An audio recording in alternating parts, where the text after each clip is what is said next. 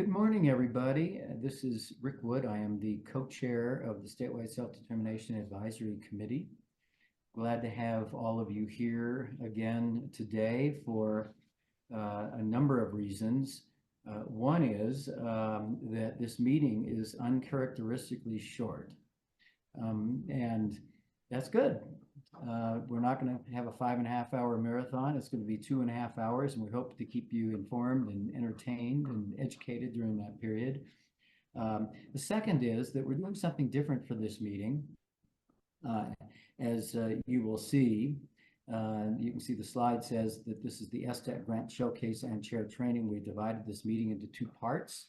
The Grant Showcase will be this morning. I'm really looking forward to it, and one of the reasons for that, of course, is that the statute prescribes one of the things that we are to do as to develop and then share best practices. And so we thought, what better way to inform and educate local committees and chairs as to what is going on with respect to how funds are being spent. And so before getting started, we do have a couple of housekeeping rules, but before that, I want to introduce Beth Hearn and also Robin Matino. They are our dedicated staff members who assist the work group and myself and all of us in putting these meetings together and doing the work that we do. So Robin and Beth, thanks again for putting this together, as well as the staff that's been helping you. And Robin, why don't you go through, if you would, the housekeeping rules, and then I'll make some brief additional introductions.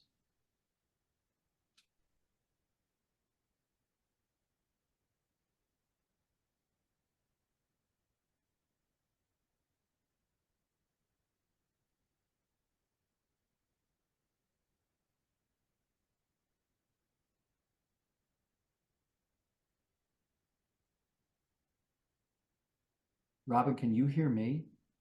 Because I'm not hearing. Oh, okay. I was talking that whole time. There you were. Can you hear me now? Yes. Before I turn it over to Beth to go through the housekeeping slides, I wanted to know if you could just turn up your volume a little bit, Rick. I've received a couple of messages that although they can hear you, it's very quiet. I sure will. I am speaking uncharacteristically softly. I don't know why, but I'll turn up the volume. Thanks. Thank you. Good morning, everybody. My name is Robin Maitino. I am the manager of HQ Business Ops and Committee Support.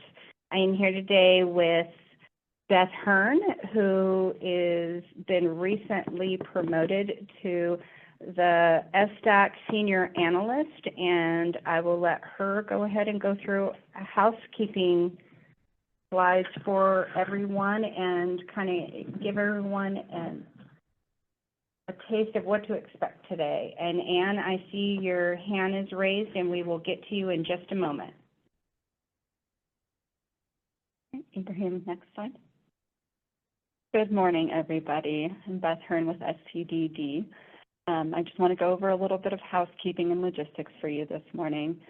We do have captioning on in the meeting control bar. You can click the closed caption icon to view those captions. We also have ASL interpretation for you. We're going to spotlight the ASL interpreters so that they're visible throughout the presentations. If you would like to access Spanish translation, you can use the interpretation icon at the bottom of your screen and select Spanish. And we're going to have the Q&A open throughout both presentations today.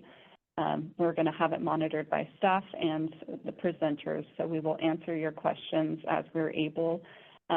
I believe both of the presenters that we have today will attempt to address those questions as they're speaking to whatever extent is possible, and then we'll have a bit of a Q&A session after each of the presentations. Ibrahim, next slide. So this is a webinar, so you're only going to see the committee members who are on camera and the invited speakers. We're going to spotlight the presentation or the presenters who are speaking as they're speaking. You're not going to see committee members who've chosen to see off the camera or other members of the public. We are also recording this webinar. We're going to share this on the SCDD SDAC webpage after the meeting. Our plan is to edit these so that we have the DVU presentation and the training separate so that we can share those with those who are interested. Ibrahim?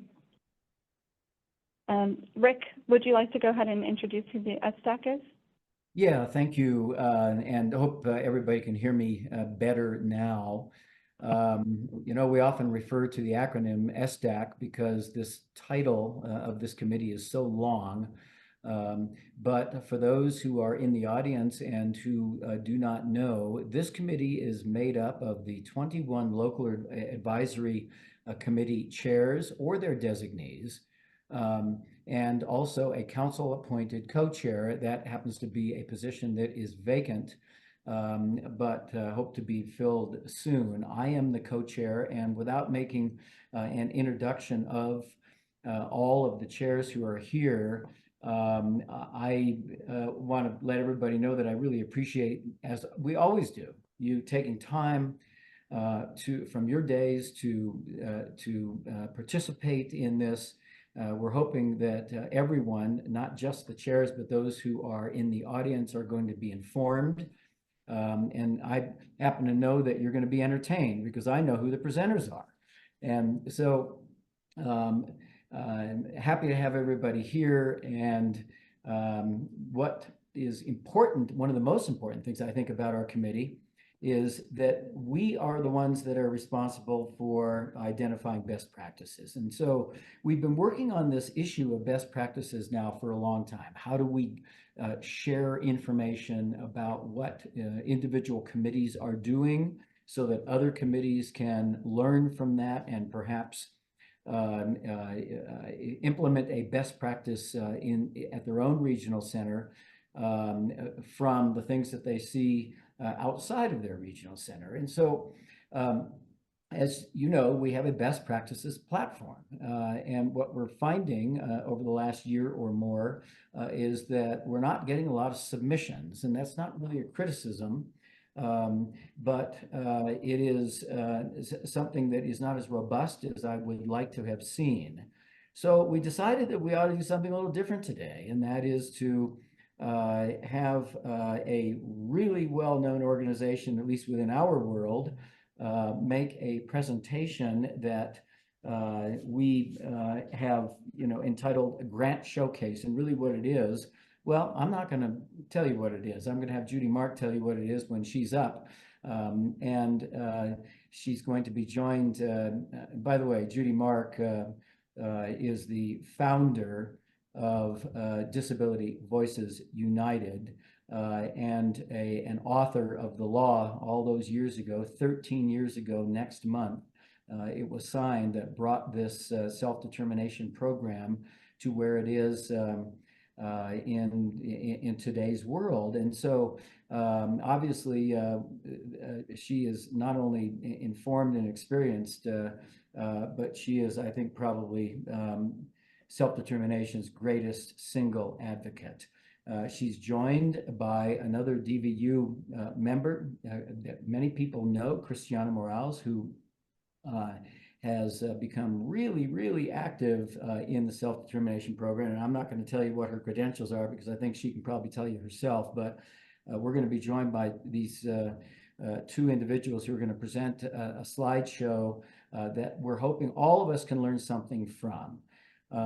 But before I do that, I'd like to introduce Erin Carruthers, who is the Executive Director of the State Council on Developmental Disabilities. Obviously an important person in this SDP program, somebody who's been committed to this for a very long time. Erin, I wonder if you could take the opportunity to add comments, if you have any, before we get started and turn it over to Judy and Christiana. Well, thank you, Rick. Hi, everybody. Aaron Carruthers here. It's great to see you. Just looking around the room to see who's here. Chris, good to see you. Amina, Pierre, Joyce, Vivian, Vi, Rosalinda, Jennifer, Lori. I think I saw Sherry too here. Great to see everybody. And all of the committee members, and great to see our partners at DVU, Judy, Christiana. If I'm missing anybody, my apologies. I see that we've got representative from the department here with Katie. Hello, welcome, and members of the great SCD, the team that helps keep the statewide self-determination advisory committee going and functioning. Beth and Robin and Charles. Welcome, everybody. And Ibrahim, welcome, everybody.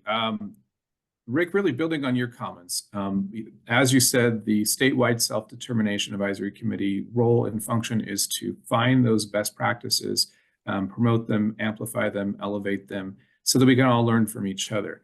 This whole program has embodied the philosophy of self-determination through and through, from the beginning and throughout, and which is people who are in the programs are the ones coming up with the ideas on how to make it work.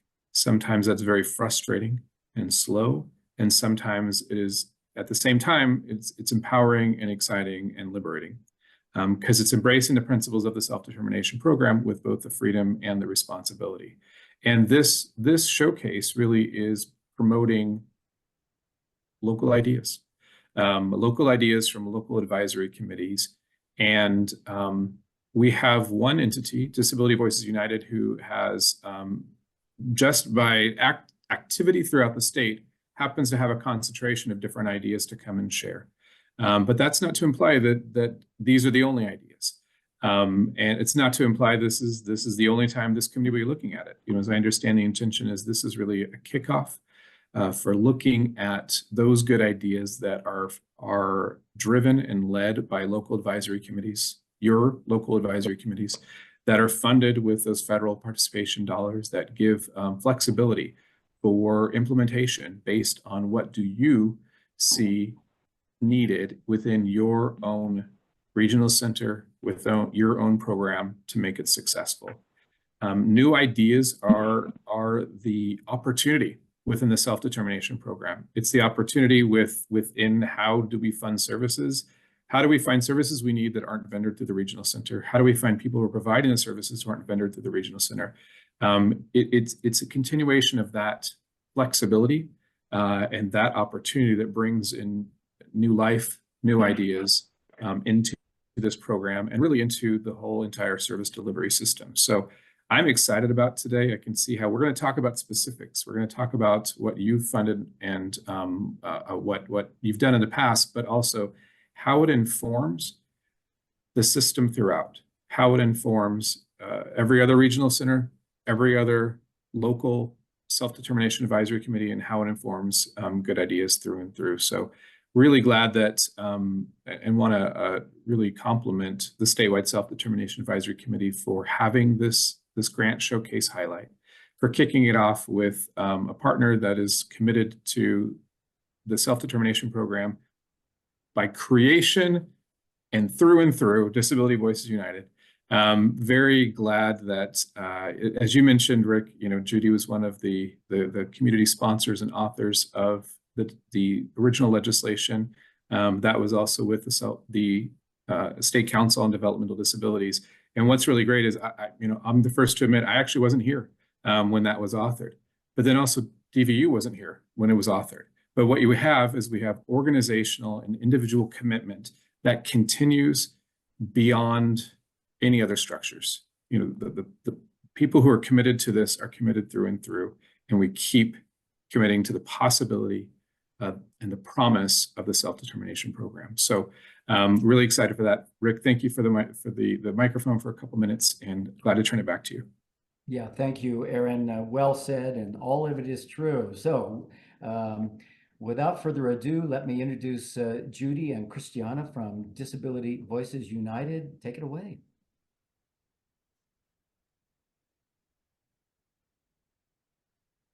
Judy, do you want to do an introduction before we start our slides? Sure. Hi, everybody. So good to see you all. Thanks for the great introduction, Rick and Aaron. So as you heard, and we're going to talk a little bit more about this, DVU was founded out of the self-determination law by the people who got the law passed.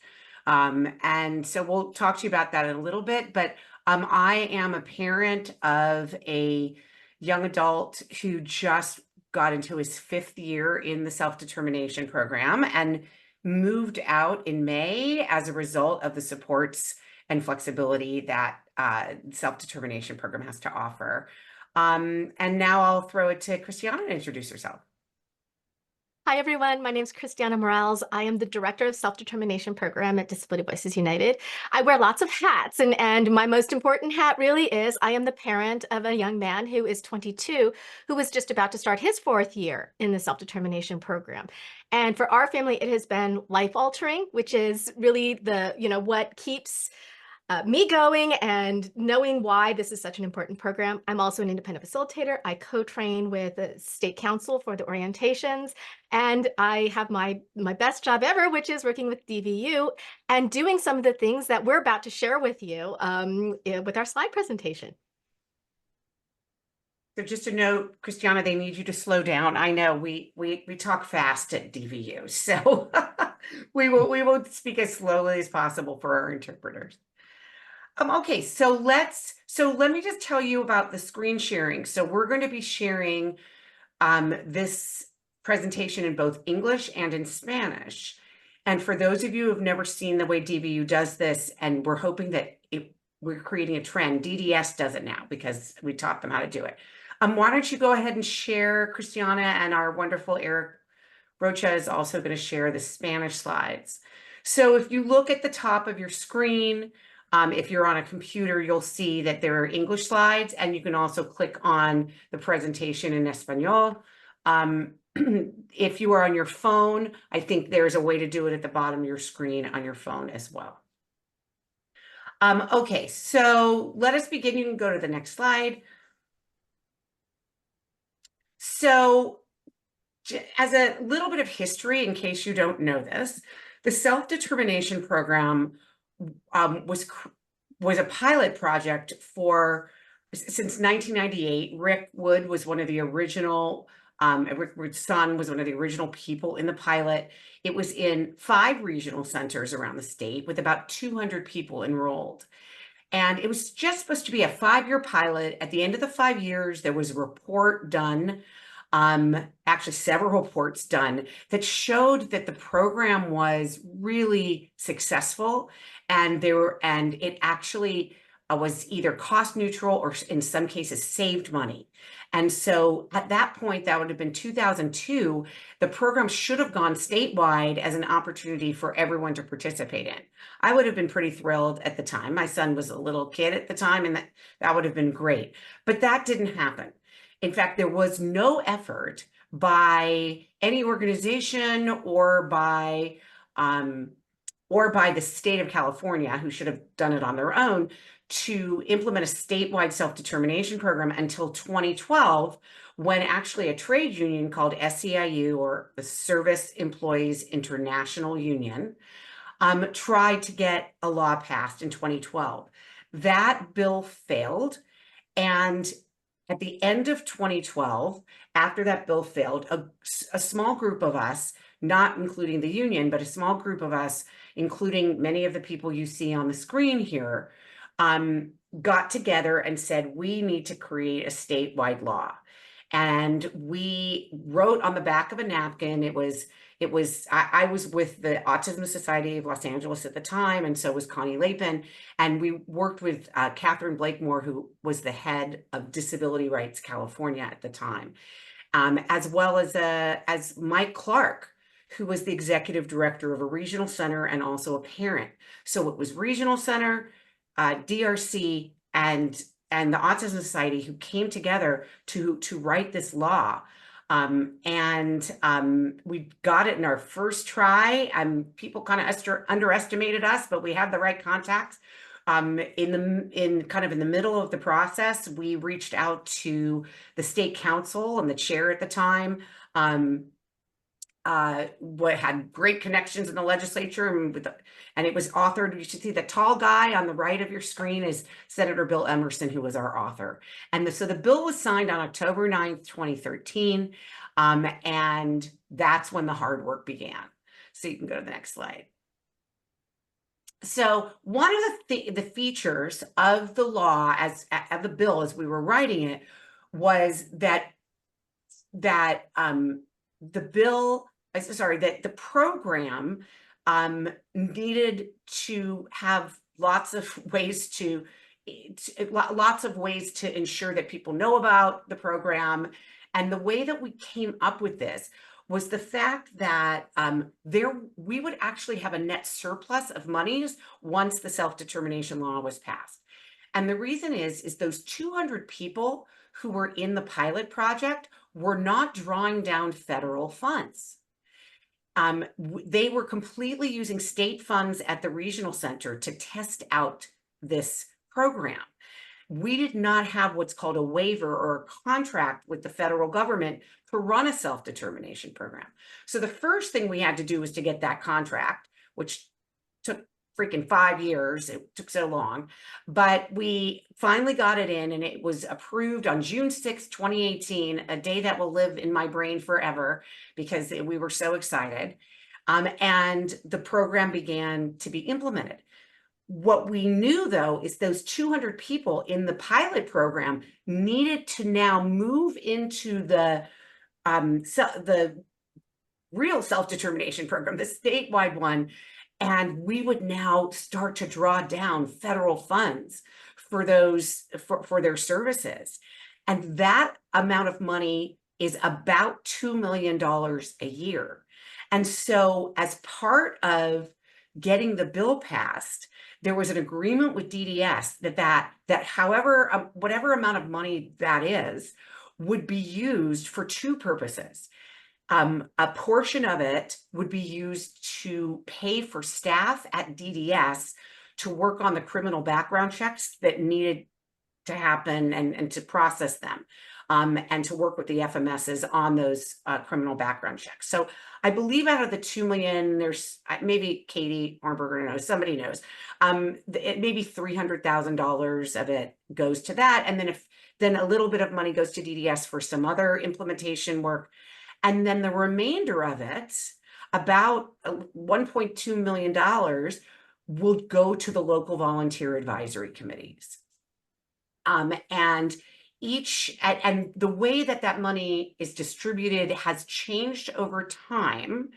And I'm going to put the most recent directive in the chat for people to see. And that directive really shows you a bit of what we're going to talk about today. And the last page, it shows you for at least the last year how much funding each regional center gets.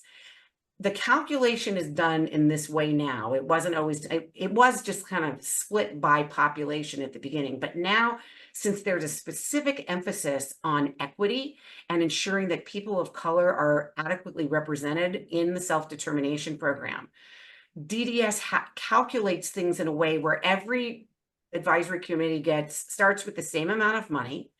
And then based on the diversity of your regional center, you receive a certain percentage. By the way, it also is the size of the regional center. So you'll see that Inland Regional Center, which I found out last night has now over 53,000 consumers, blew my mind.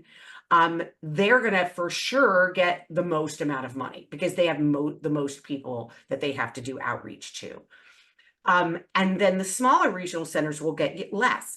But a regional center like my own, which is Westside Regional Center, which is a small regional center, maybe 10,000 consumers, we have a very diverse population, and therefore we're going to get extra funds because of the diversity. So you'll see if you go into that link that there's a calculation done. But let's go to the next slide and we can talk more specifically about it. So you'll see in that directive that DDS has laid out very specifically how funds should be spent. This is not actually in the self-determination law. It is the way that DDS is interpreting the law on how your funding should be spent. And so what it specifically says and it says it in the first paragraph and then repeats it 2 more times in the directive, is that the funds may only be expended, which means spent, after agreement is reached on local needs, and that agreement has to happen between the regional centers and the local volunteer advisory committees, or LVACs. That is really important because sometimes we hear at some local advisory committees that the regional center says, no, we want the money to be spent in this way, and they go and spend that money unilaterally without an agreement from the advisory committee. And that is not supposed to happen. And if you are the chair of your committee and that is happening, you should be reporting that to DDS. Now, that agreement can take various forms. And so we're going to talk through what that agreement looks like. The funds should also be spent to maximize the ability of participants to direct their own lives and ensure DDS and regional centers successfully implement the program. So that's a pretty broad statement, and there's lots of ways to spend the money. And then finally, it's something that I wanted to point out to you as chairs and members of the Statewide Self-Determination Advisory Committee, is that in that directive, it specifically says that DDS must consult with community groups, and it specifically states the SDAC, to prioritize use of funds to increase access, improve equity, and reduce disparities, and implement the program. And so what that means is so DDS seems to come out with this directive about in November of every year. So that means that you should be having a dialogue with DDS on how to prioritize the use of these funds. You shouldn't just wait until DDS sends you the directive with the priorities they think should happen, but you should be engaging them in active conversation about what it should be. And I'm very certain they will be open to that conversation. Okay, next slide, please. So what can the funds be spent on? There is a list in that directive that I put in the chat. It's actually like there's a whole chart, and it gives you lots of ideas on how to spend the money. But basically it says that you can use it on recruiting and training of independent facilitators and those planners who help people move in. They call them person-centered planning and self-directed supports providers. But basically, there are those IFs who don't have that title yet because they're helping people who are in the traditional system move into the self-determination program. And that specifically, you should be focusing on the training of individuals who speak languages other than English, so that you have the ability to have lots of diversity within your program. A second sort of general category is that you can use it on joint training for participants, families, regional centers, members of your committee, and others. And I bolded the term joint training. And we were seriously thrilled when that term came in the first directive a number of years ago. And that is because we don't want, the DDS does not want, and I certainly don't, for the regional center staff to get one training, participants to get a separate training, families to get a separate training, and LVAC members to be doing something else. Everybody should be learning together so that we're all getting the same information.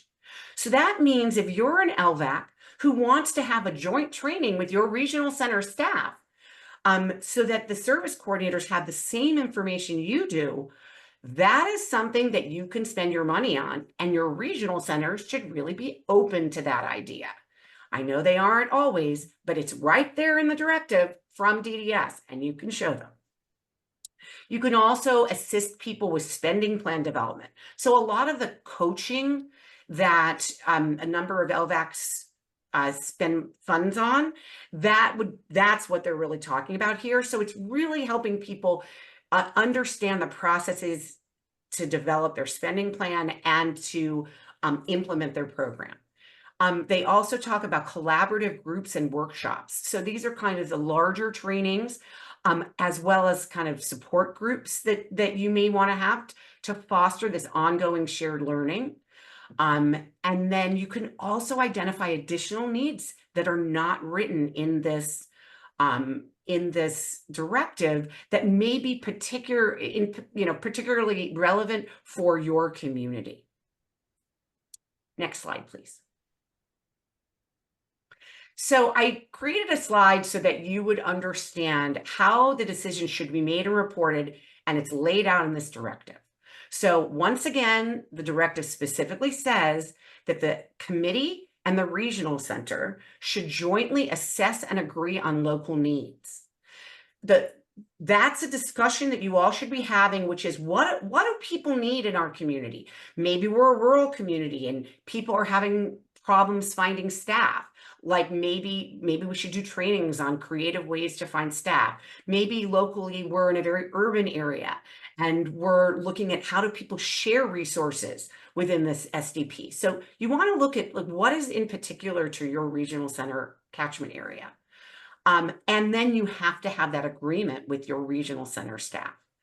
And I have to say that I've been to all 21 local advisory committee meetings over the last 10 years, and the staff on the whole, regional center staff on the whole, are quite willing to let the committees establish what they want to establish as priorities and to select the groups. That does not mean that that happens at all the time at all regional centers. But on the whole, I've seen a great collaboration with regional centers in this area. You then need to create this listing of your priority areas, and because you're going to have to give that to DDS. So don't think it's just like, let's have a talk and let's move on. You really have to write it up.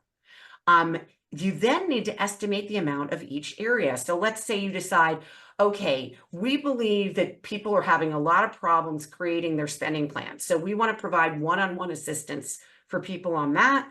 And we're going to put $20,000 towards that. And let's say, we want to have a big conference or resource fair, we're going to put $40,000 towards that. So whatever your priorities are, you have to put basic dollar amounts. And then you have to describe how the decision was made within your committee and how you collaborated with the regional center. The regional centers and your committee then must report that jointly to DDS. So I'm not sure how many of you have ever seen the report that your regional center is sending to DDS, but you should be helping to write that report and be signing off on it. So be sure to put that on your agenda at your regional center advisory committee meetings. They do make they make it clear that they know that things will change. And you might change your mind and give more money or less money. It may depend on the applications that you get for the funding, but that you still must abide by the guidelines of the directive. And then one additional note I'll say, nowhere in this directive or in the law does it say that you have to put out an RFP or request for proposals. It is a standard practice that regional centers have to try to make things fair so that you're getting applications through a fair process with a clear deadline, but nowhere in the law does it require that.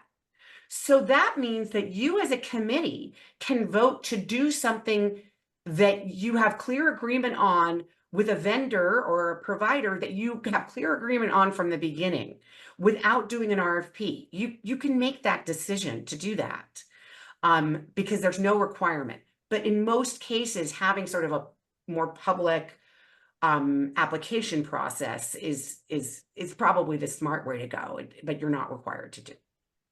All right, next slide. Okay, now I'm handing it over to Christina. Before you hand it over to me, Lulu in the question and answer asked, what's the name of that report, that joint report that's supposed to go to the DDS? It is not named. I don't know that it has a name. If you click on that link and you go to page, where is it?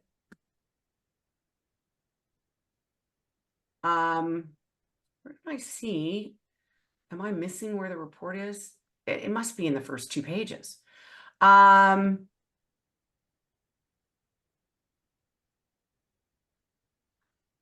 get it for you, but I don't think there's a specific name for it. Why am I not seeing it? Maybe it was in a different directive or a second directive. I'll find it for you, but I don't think I have a specific name. Wonderful. So I'm going to take over now, and I'm going to talk a little bit about the projects Disability Voices United has been working on over the past few years to support the local volunteer advisory committees. And we kind of have worked in 5 main areas. We've done helping with informational materials, committee training and planning, support groups, group trainings, and conferences and resources. So I'm going to share a little bit of kind of what each of those looks like. One of the first areas that we have is that we have a book called Think Outside the Box that has been provided by local volunteer advisory committees to thousands of participants. So some of them will offer a book at a resource fair that everybody who signs up for the resource fair gets a book. And some of them will buy them to hand out as they are they turn in their certification from doing their orientation. They'll get a book to help them kind of work through it. And so that has been one of the things I think that has been a really great outreach, and we've gotten a lot of positive feedback on it. We also help the volunteer committees with handouts and helping to make sure that they're in plain language and making sure that sometimes when you're in the middle of a program, and I'm totally guilty of this, and you know so much about it, you kind of go straight for the details and you forget that somebody who's never been in it has to have the very beginning of what is this program. And so for the outreach materials, we've really been focusing on creating introduction, basic, plain language, what is the self-determination program? And these flyers have been handed out at IPP meetings. They have been created to hand out at resource fairs and to share in those things. And then the last thing we did with information was with North Los Angeles Regional Center, we were able to create an independent facilitator handbook. And this I thought was something really innovative that this committee came up with. And what they looked at were their goals, and one of their goals was to increase the number of independent facilitators working with their community at North Los Angeles. And we talked about what were the challenges that they had. So independent facilitators could work with all 21 regional centers. So they realized that when you're a new independent facilitator coming into a new regional center, there's specific things you need to know about that regional center that would make their job a lot easier. And so this independent facilitator handbook includes the processes of where are things going to be as you move through the process of transitioning into the program, or when you're doing an annual rollover. It had a list of all the contact numbers, so the independent facilitators would know who to reach out to, who were the participant choice specialists, who were the accounting people, and who were the managers that they could reach out for assistance.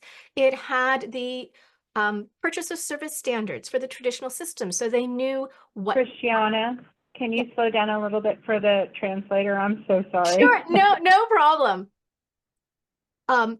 They wanted to make sure that the independent facilitators had all of the information that they needed to support their community. And I thought this is a really innovative and great idea to share. The second area we worked on was committee training and planning. So committee training is we have a training program that we can come in and we can help train committee members.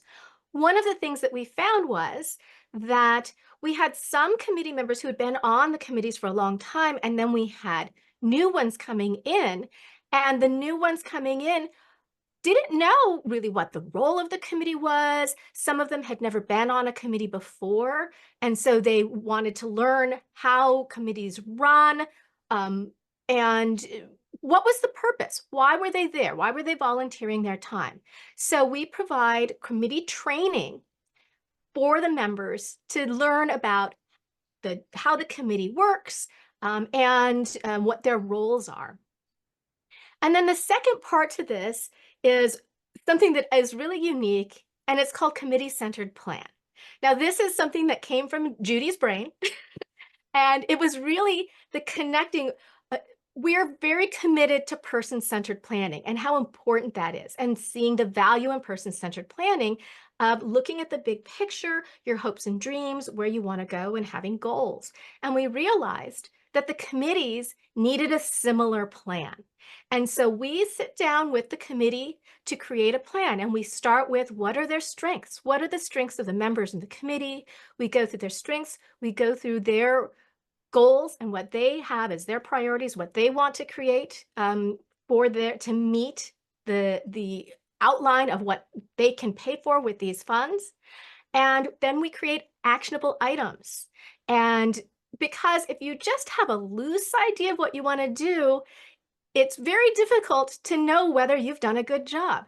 If you have a goal and an actionable item, and then you do a follow-up to say, oh, we achieved this or we didn't, let's adjust what we're doing. This worked, this didn't. And so it's a great way to know that your committee is making progress and is actually accomplishing the things that you intend to do. Can I add just something real quick on that? The other great advantage of a committee-centered plan is it actually helps you prioritize how your funds should be spent. And so just like in a person-centered plan, you have goals, and then you figure out, who's going to help you implement those goals. It's the same thing where in some cases, the regional center staff might help you, or some cases the committee will be doing it themselves. But in other cases, you need to get an outside group to come in and help you with it. And so that when you come to that conclusion, you're saying, okay, well, we have naturally come up with our priorities, and we have naturally figured out what we should be putting out RFPs for, or what we should be asking for people to apply to do. And so it's such a great tool. And I do recommend that you don't lead it yourself. Just like I tell parents all the time, don't lead your own kids' person-centered plan, because you are way too close. And I really believe you should bring in a facilitator like you would an IF to help facilitate the plan and ask you all the hard and fun questions. Our third area that we provide support is support groups. I will tell you that this is one of my favorite. It creates this opportunity for the participants to come and share their experience. We have a very active one with North LA, and people come, and which my favorite part is the people that come share their experience, and we start connecting people within the community. And so when we talk about the idea of a committee-centered plan, we also talk about having your circle of support. And the support groups really enable your participants from your local area to meet each other, to share resources, to find supports and ideas of things that are local that they didn't know. And so it has become this really rich and engaging, safe space. I'll tell you that with the support groups that we have offered, the regional center is not there for it. So so people can talk about and say, I'm having a problem or whatnot. Now, I know this makes some of the regional centers uncomfortable, but they are very surprised to hear these are not complaint sessions. They really have become a place where we can share information. And so Disability Voices United does not offer coaching. We don't offer individualized supports, but the North LA Local Volunteer Advisory Committee does have coaching, and we are constantly referring people to the coaching, to the services that are available, so people will know where to go and get the support they need. We have independent facilitators come all the time to the support group who are providing support in that area. So we get lots of people who come and say, I'm looking for an independent facilitator. And we'll say, if you're an independent facilitator and you are here, please put your information, and you're accepting, clients, please put your information in the chat. So it's a great opportunity to connect people in the community. when we offer support groups, we do all the advertising administration, we provide interpretation, and then we will go and share feedback with the local volunteer advisory committee of here are common themes of issues that we're hearing that you might want to address, or even common themes of people are really liking this, or this is working really well. Can I throw in one more note? Of course. We have also provided led support groups in Spanish only, which I think is a really helpful thing. If you have limited funding and you can't have two separate support groups, I can understand that. But you want to make sure that you're offering interpretation in the languages that are prevalent in your catchment area. But I think it's also really great that if you have a large Spanish speaking community or Korean speaking community, whatever language, it's really nice to be able to offer that completely in that language, and it helps make sure that what you're hearing is actually accurately portrayed.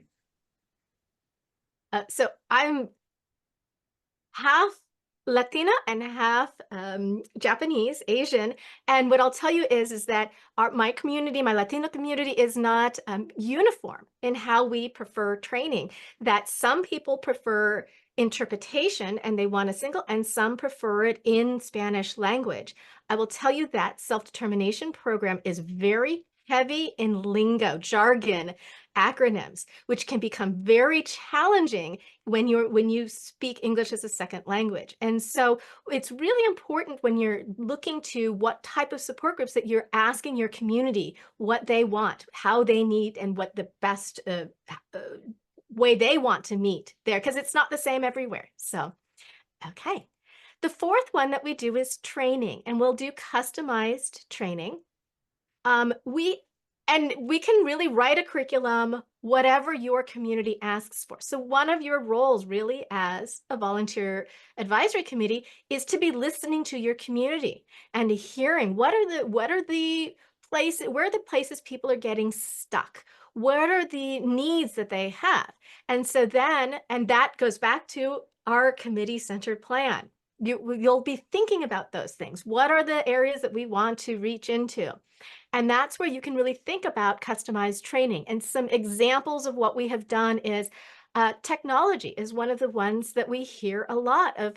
Not everybody is tech savvy. And simple things that we assume everybody can do, like print out a PDF and sign it to get it over to the financial management service. Not everybody knows how to do this. So we were able to create a technology training for people to be able to access the things that they need in self-determination program. We had one called Getting Unstuck and choosing the right financial management service. We had specific ones in all Spanish for person-centered planning, and we had ones in all Spanish for frequently asked questions. And the customized training is something as there's nothing set. Of course, we can do the standard, what is a spending plan, what is a budget, but it also could be anything that your committee dreams necessary or finds necessary in your community. So when we do customized training, we develop the curriculum, we do all the advertising, we set up the interpretation, we create handouts, and we offer a recording and put it up. And so it's available for you to put on your website or to have links to it on YouTube. And if we have interpretation, if it's in multiple languages, the recordings will be in all of the languages. So they will have a recording in every language. Oh, Judy, you're muted. Sorry. Before you go, I just want to give a shout out to trainings, because some committees think all we want is one-to-one coaching. But I think having a combination of things is really important. And when you are in a group training or a group support group, sometimes you hear someone ask a question that you've never thought about that can be really helpful to you. So I think having the combination of things is really important for you to think about. And I also want to, sometimes people mix up support groups and trainings. And so sometimes they'll say, oh, well, at the support group, we want you to have slides and do a training. That's a training, that's not a support group. So support groups are really people come, they share, they talk, we follow their lead. We are not necessarily training people, they are training each other. It's a conversation. When we get to trainings, we actually will have a curriculum, and then we will always have Q&A, because the minute you start training, people's intellectual juices start flowing, and the questions come up, or they see somebody else's question. And so we always make sure there's lots of time for questions and answers. Now we get to the last one, which I think is, it's the most work, but it's the funnest. It's the biggest bang for your buck, I believe. When you're talking about outreach, conferences and resource fairs are a really powerful tool for local volunteer advisory committees. It gives people the opportunity to see the resources that are available and to get some new ideas, to have ideas that you didn't really think about. And one of the things that we have really seen evolve over time with self-determination program is a huge boom in participants starting micro enterprises. And it's this amazing thing where, and you would just be shocked at the amazing products they come up with for these enterprises. And so we did a conference for Inland Regional Center, and we were able to have our speakers, which is like a typical conference. We had 3 panels. We had amazing speakers come. We had a exhibitor that came. We had about 40 exhibitors come, but then we also got to have a micro enterprise market, and we had 11 micro enterprise come and share what they were selling. They created the gift baskets that were on the center of all the tables that people won as a drawing at the end to show what they were creating. And these are really, the intention of them is a celebration of self-determination program. And while I realize we are a growing program, we are having growing pains, and there are challenges, it's also so important to share the stories of how important self-determination is, not only the self-determination program itself, but self-determination as a civil rights movement, and how important the future of people with disabilities understanding that they have the same rights as everybody else, and the confirmation from the principals that they do. And so the conferences and resource fairs really become a wonderful outreach opportunity, and an opportunity to share the wins of self-determination and why it's worth the work that we put into it and the effort that we put into it. So those are the main things we offer at Disability Voices United. Here are the opportunities of how you can reach out to us. Judy, did you have anything left you wanted to share? Yeah, maybe you could just talk about STP Connect and the I Get to Choose sessions, just to promote it among folks. Absolutely. So Disability Voices United has a meeting, which it is twice a month. It's the second and fourth Wednesday of every month. It's at 4:30. It's on Zoom. And we have a new topic every time to talk about things that are key to self-determination. And we go everywhere from policy and the laws that Judy is trying to get passed to move self-determination program forward, we share resources, we share, when a directive comes out, we'll talk about what the directive means and how it will impact people. And so it's a great place to come and get information. I will say though, it tends to be for people who are in the program and know something about it. So we realized we needed an introduction.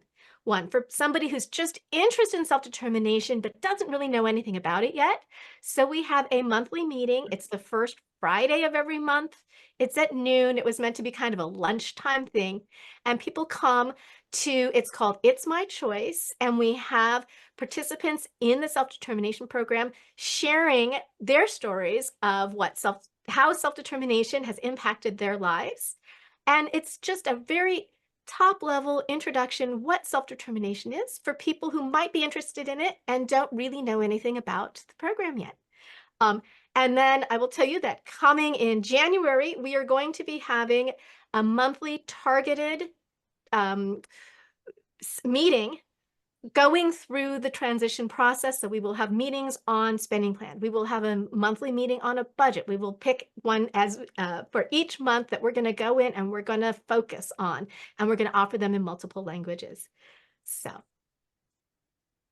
Thank you all. I know that the State Council is going to make our slides accessible and put them on their website. In the meantime, maybe Christiana and Eric can throw the PDFs in the chat so that at least you're walking away with a copy of them that may not be as accessible as they should be. So we're sorry about that.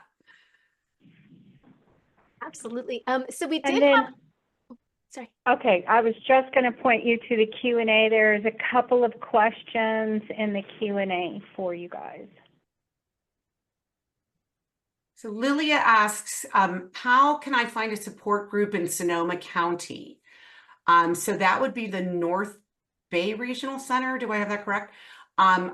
Is there anyone here from the North Bay Regional Center? Because I have no idea.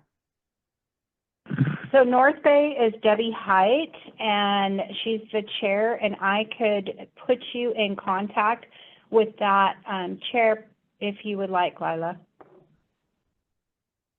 And I think Lila brings up a great point. If you heard about a service that you would like, go to your local volunteer advisory committee, ask them, what are you offering? And if there's something that you would like, make a recommendation to your committee. Say, we would like to have one of these things. So it's a great opportunity to reach out to your advisory committee. I just wanted to add, I'm not part of North Bay, but I'm on their mailing list, and they have a lot of events. I think it's best if they want to contact Alyssa over there. She's kind of overseeing SDP, and at least once or twice a month, they send out some great activities and things that they're doing. So yeah, so whoever's their representative here, maybe that information can be shared for that contact. There was a question,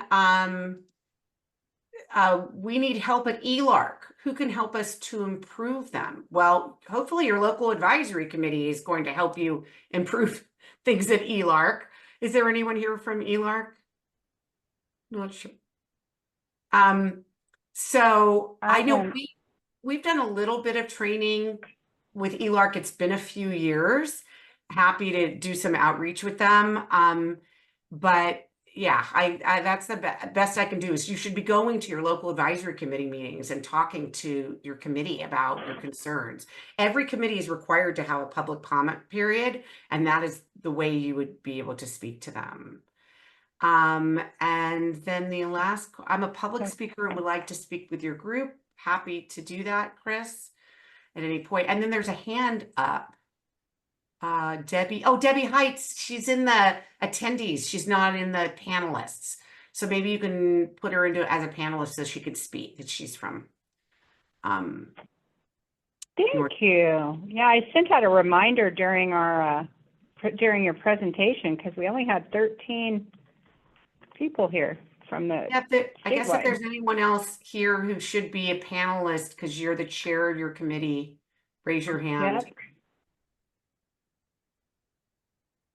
I'd also like to tell people who are not on their committees that a lot of the committees do have openings. And so I think a lot of the committees are always looking for people to join the committee. So if you are interested and you have ideas of things that you want to do and you want to be active, please do reach out. Half of the committee is appointed by the regional center and the other half is appointed by state council. If you go to the state council website, you can apply online there. So if there are open spaces, please, and you want to be an active committee member, please do reach out. And then Judy, somebody named Lulu wanted to publicly thank you. Would you like me to read that to you? I saw it. You're welcome to do that. Just for everybody, Miss Judy Mark, I am so happy to thank you today publicly on behalf of myself and all Hispanic families for listening to our need for everything in Spanish. Thank you so much. Also, thank you to you and your entire team for all your enormous work to change things in such an important, positive, and necessary way for our children and their families, especially the self-determination. Thank you. Thank you, Lulu. Appreciate that. All right.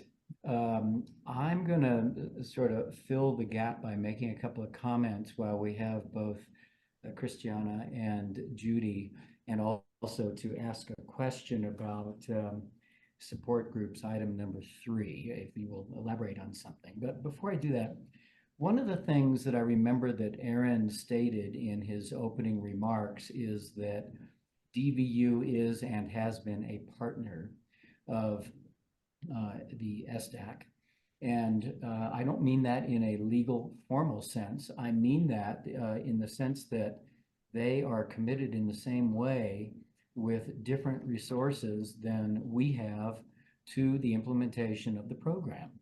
And as Judy so well provided in her history of this, going back now to 2012, it is a process. And my sense is that we're not necessarily at an inflection point, but certainly at a point at which many of the members of committees, including chairs who've been chairs for a long time, are stepping down and away, and new members and new chairs are coming to the fore with new ideas, with new passions, with new interests, with new experiences and new perspectives. And I really think that that is healthy, because some of us lament that, you know, we've only enrolled 1% or so of the entire population in self-determination. But, you know, I've always thought that this is going to grow organically, and DVU, of course, is at the forefront of doing that. The second comment before my question is that I was fortunate enough to be able to attend the Inland Conference that was put on by DVU a couple of months ago. I think it was in June or May. And, you know, I have to tell you, I've been at a lot of conferences, and, you know, I know when one is well done, and it was so well done that I think people who came away from that had a degree of enthusiasm that I've Rick? Yes. We're getting several messages that your volume is too low again. I'm sorry to interrupt. Well, let me take care of that. And Judy, there's a question for you, and from Orange County is asking a question. Okay, I've turned my volume up all the way. I'll speak loudly. But what I wanted to say about that conference that really struck me, and this could be instructive for other committees, is that I don't know the exact number. I know Judy and Christiana will probably know, but something like 60% of the attendees were there to as a result of an expression of interest in getting into the program. It wasn't a bunch of people already in.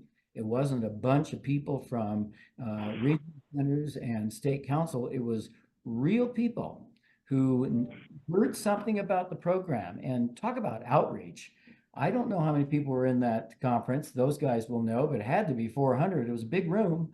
It was about 400 people, and I would guess, we just by a show of hands, more than 75% of people there were not yet in the SDP. So take that back to your committees, because I know that we struggle with outreach. Or putting it differently, it is of higher priority, especially to underserved and non-English speaking communities. And so I wanted to take that opportunity to not just commend DVU for putting on the conference, but to tell other chairs that it's a really good way to spend your money. And then the last is a question to both Judy and Christiana, and that is, can you elaborate a little bit on the LVAC collaborative that you put on each month?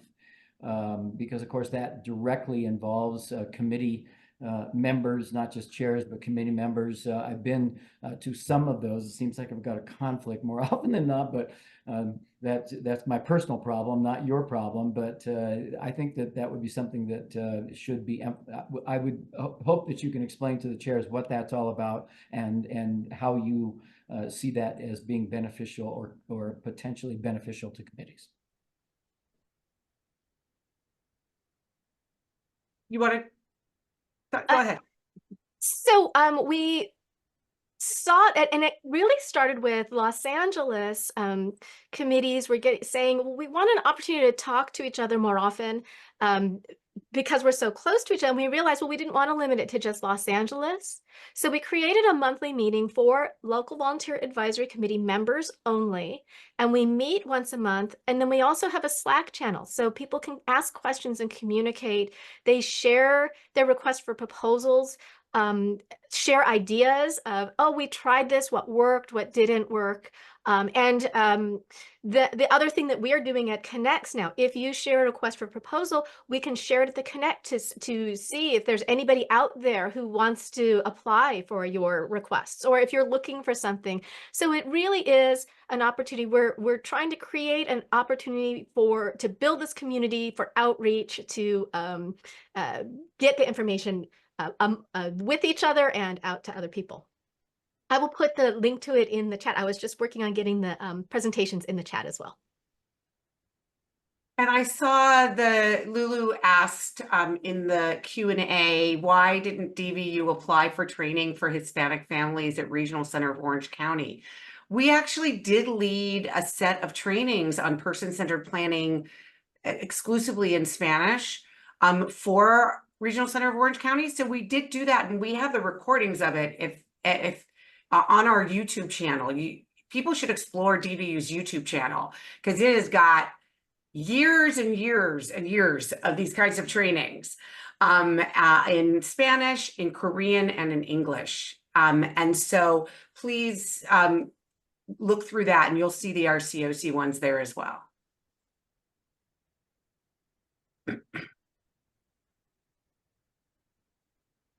Are there other committee members who have either questions or comments? This is your day and your conference.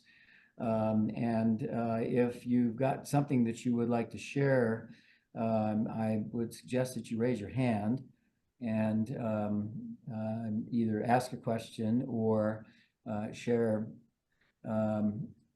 information that you might have. And Jen, I'm glad to see you. I know you're having some difficulties. Yeah, it's okay. Yeah, I've been seeing it in the email, but apparently they're resolved because your hand went up and here you are. it's working. Yeah, I just got back from New York last night at midnight. So yeah, I'm here kind of. But I wanted to let you guys know that after that conference, IRC's been bombarded with requests. So they are kind of like, this is insane. What are we going to do? I'm like, yeah, you got it. Just keep going. So the follow-up was excellent with the families that attended. So I thought that was really a good, another confirmation that that's what we needed. The other thing I would say about how the conference, it was so great that the executive director of the regional center gave a greeting and pledged her public commitment to the SDP, which was really important. And everyone should have a good relationship with your executive director, but putting on a conference gives them the spotlight to say that. And all of the committee members were there. Many of them participated as speakers on panels.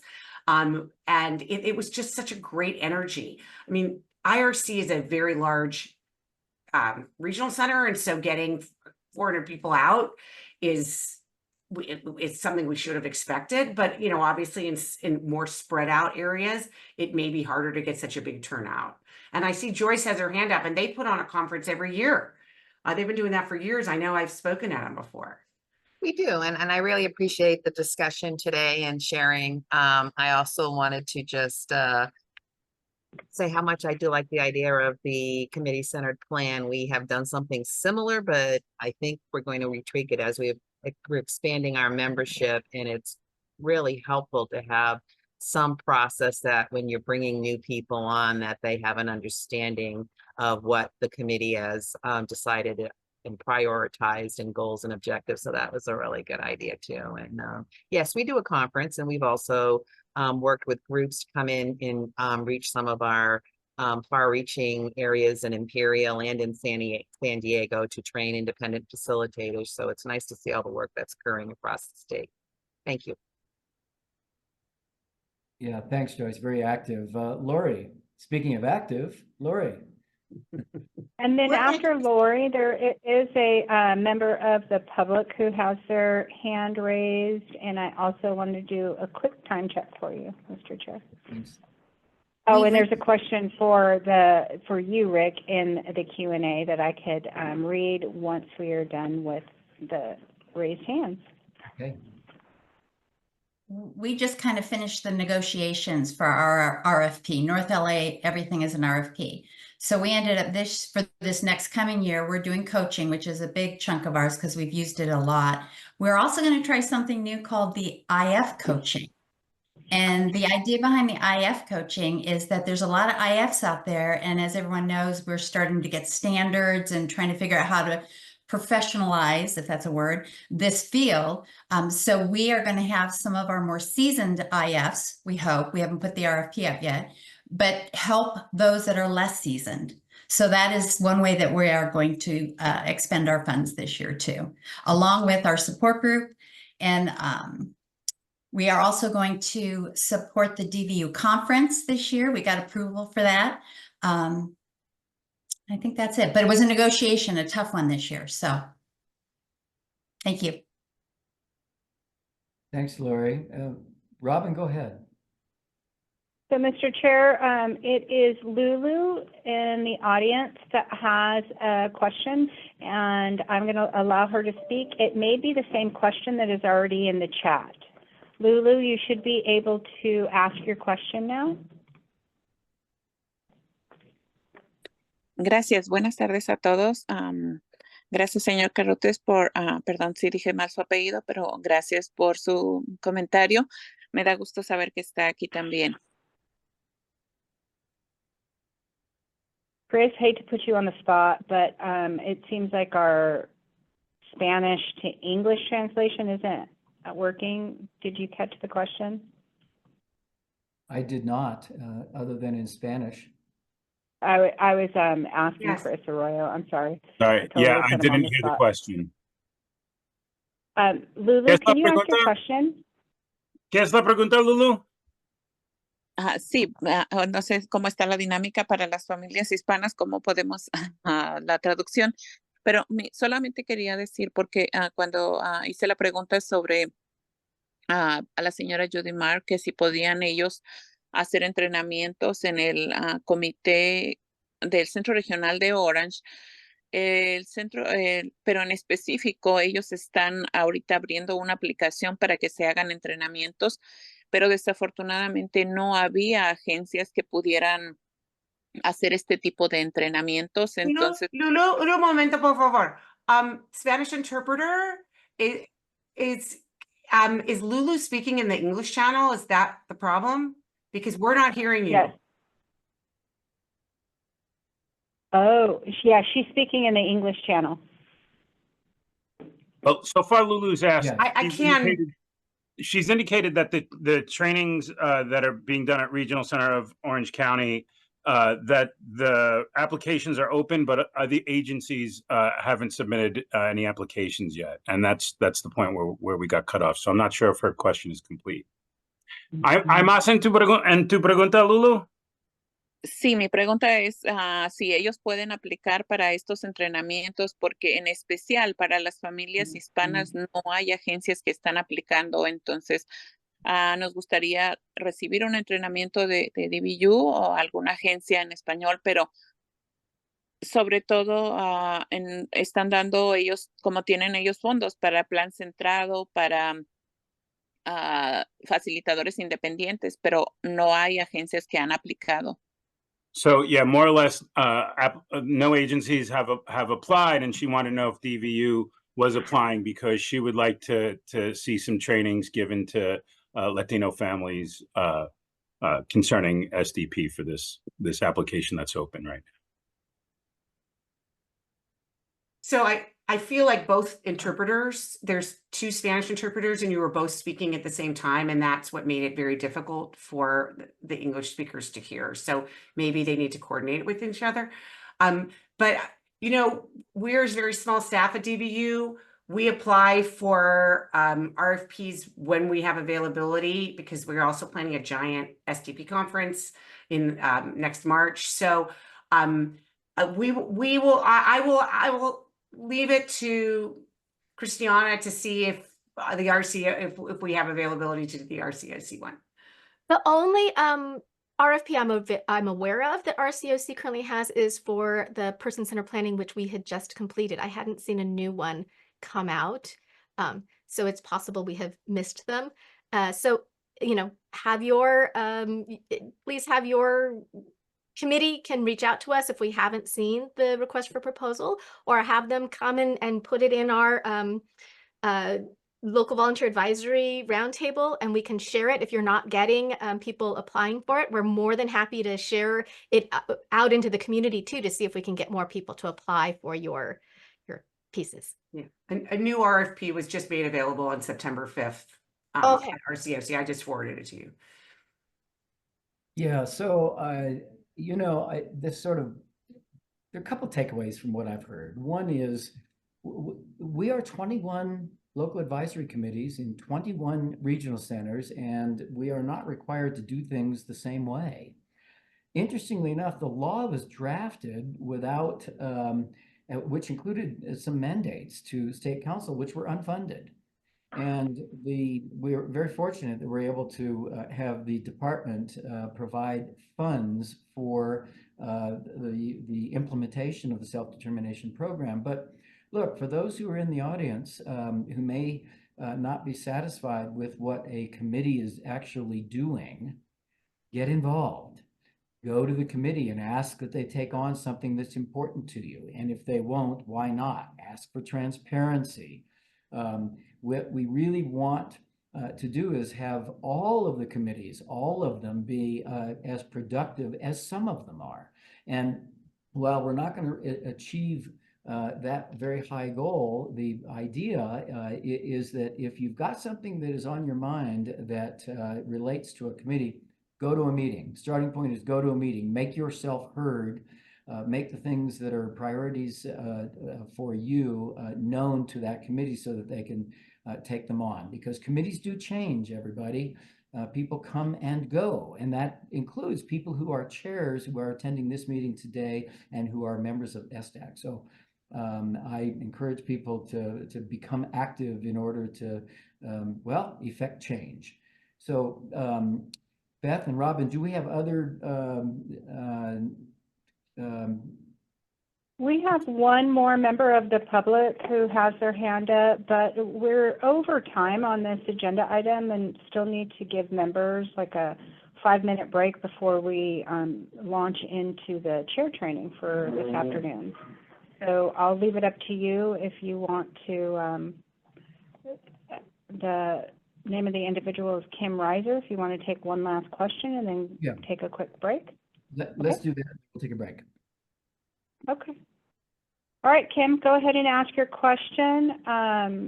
You should be able to ask it now. I'm sorry for joining late. I'm part of the local chapter of the state council. We're discussing the self-determination program, correct? Yes. Could you please forward me information on it? Because I would like to be a part of it. Sure, I can do that, Mr. Chair.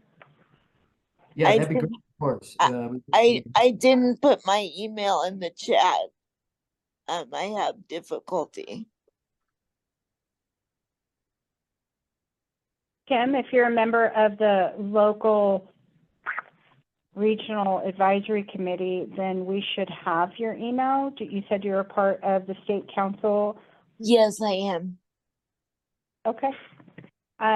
You can get you can get it from Patricia.